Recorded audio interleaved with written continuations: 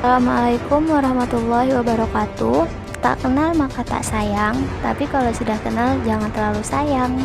Jadi perkenalkan, kami murid SMAN 1 Concong, kelompok 4 yang beranggota 1 Septina, 2 Jenita, 3 Irfan Maulana. Baiklah, jadi kami akan mempresentasikan tentang perlawanan Banten. Ada King Kong lagi makan terasi. Hei, jangan bengong, ayo simak presentasi kami.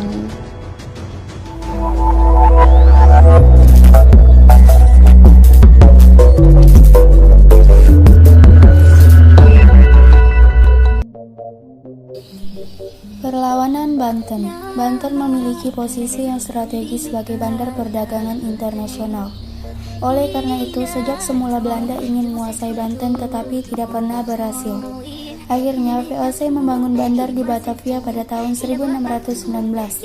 Terjadi persaingan antara Banten dan Batavia memperebutkan posisi sebagai perdagangan internasional.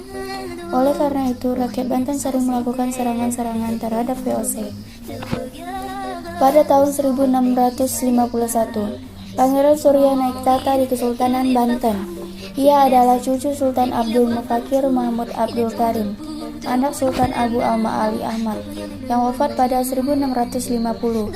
Pangeran Surya bergelar Sultan Abu Al-Fat Abdul Fattah. Lebih dikenal dengan nama Sultan Ageng Tirtayasa. Ia berusaha memulihkan posisi Banten sebagai bandar perdagangan internasional, sekaligus menandingi perkembangan VOC di Batavia. Beberapa kebijakannya, misalnya mengundang para pedagang Eropa seperti Inggris, Prancis, Denmark, dan Portugis. Sultan Ageng Tirtayasa juga mengembangkan hubungan dagang dengan negara-negara Asia seperti Persia, Benggala, Siam, Tonkin, dan Cina. Perkembangan di Banten ternyata sangat tidak disenangi oleh VOC. Oleh karena itu, untuk melemahkan peran Banten sebagai bandar perdagangan, VOC sering melakukan blokade. Jungjung Cina dan kapal-kapal dagang dari Maluku dilarang oleh VOC meneruskan perjalanan menuju Banten. Menghadapi serangan Banten, VOC terus memperkuat kota Batavia dengan mendirikan benteng pertahanan seperti Benteng Norwich. Dengan tersedianya beberapa benteng di Batavia, diharapkan VOC mampu bertahan dari berbagai serangan luar dan mengusir para penyerang tersebut. Sementara itu, untuk kepentingan pertahanan, Sultan Ageng terus memerintahkan untuk membangun saluran irigasi yang membentang dari Sungai Untung Jawa sampai Pontang, yang berfungsi untuk meningkatkan produksi pertanian. Saluran irigasi ini dimaksud juga untuk memudahkan transportasi perang. Kemudian pada tahun 1671, Sultan Ageng mengangkat putra mahkota Abdul Nazal Abdul Qahar sebagai raja pembantu yang lebih dikenal dengan nama Sultan Haji. Sebagai raja pembantu, Sultan Haji yang bertanggung jawab urusan dalam negeri, dan Sultan Ageng bertanggung jawab urusan luar negeri dibantu putranya, yakni Pangeran Arya Purbaya.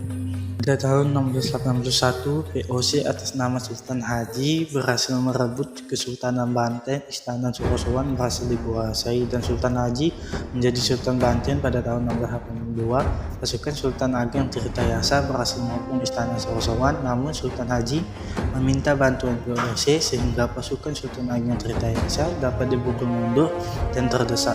Sultan Ageng Tirtayasa akhirnya berhasil meloloskan diri bersama putranya Pangeran Purbaya ke hutan lebat sembari melakukan serangan. Meskipun dengan bergerilya, tentara VOC terus memburu hingga akhirnya pada tahun 1683 Sultan Ageng Tirtayasa berhasil ditangkap oleh VOC dengan tipu muslihat. Sultan Ageng ditawan di Batavia. Wafatnya pada tahun 1692. Meskipun Sultan Ageng telah wafat, semangat juang telah terwariskan kepada para pengikutnya. Sebagai contoh, pada tahun 1750 berkembang perlawanan yang dipimpin oleh seorang ulama terkenal yakni Ki Tapa. Baiklah, hanya ini saja yang dapat kami terangkan atau sampaikan. Kalau jalan menginjak bumi, kalau terbang menginjak awan. Sekian dari kami, ayo semua tepuk tangan. Wassalamualaikum warahmatullahi wabarakatuh. Jangan lupa like, comment, and subscribe. See you.